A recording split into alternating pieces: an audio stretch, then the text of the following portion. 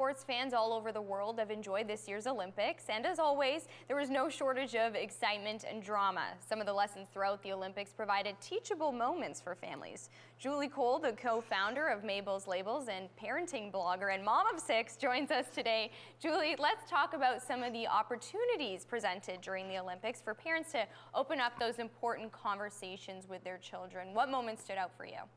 Yeah, Sylvie, there were some great ones. I think the first one that I really spoke to me was about the lesson of adaptability, and that was for me when the Olympic women's hockey team, they were playing Russia and they didn't have the results back for the COVID test, so they had to wear N95 masks.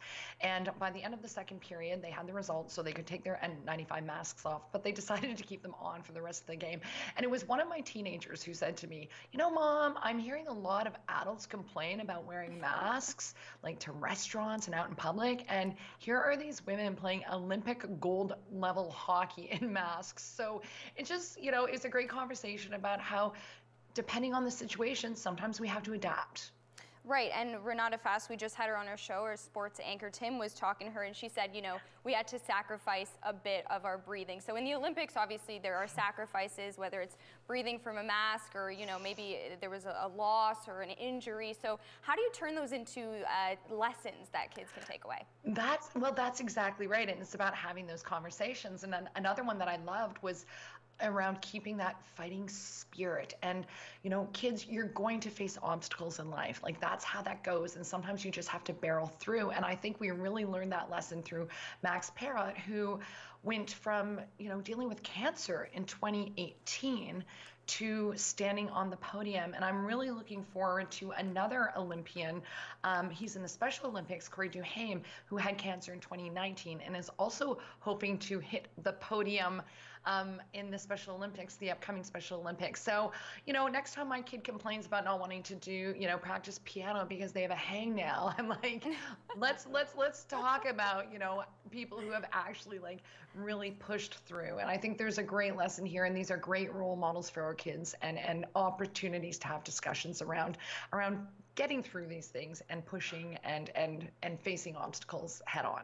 Right, because it's a great way to start the conversation, and then you can just get into the lesson otherwise. Now, what about any books that you have to recommend to us?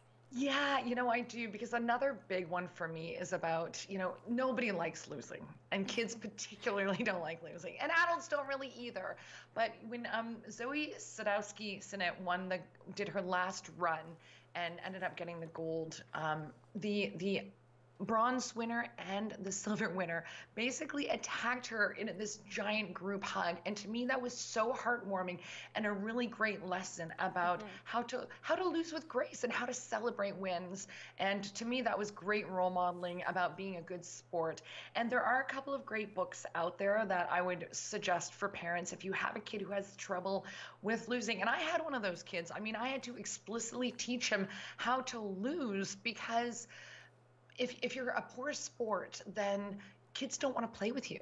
And there's a social impact to that. So one is Lucia LaCourte, Poor Sport, and Sally Sore Loser. And these books are great because they are, talking about these kids who have a hard time losing, and the implications of that, and the social implications because their friends don't want to play with them. Wow, those are great. Thanks so much, Julie Cole, for all your advice today, and we'll link up those books and your blog on our website. Thanks again. Great. Thanks, Sylvie. Take care.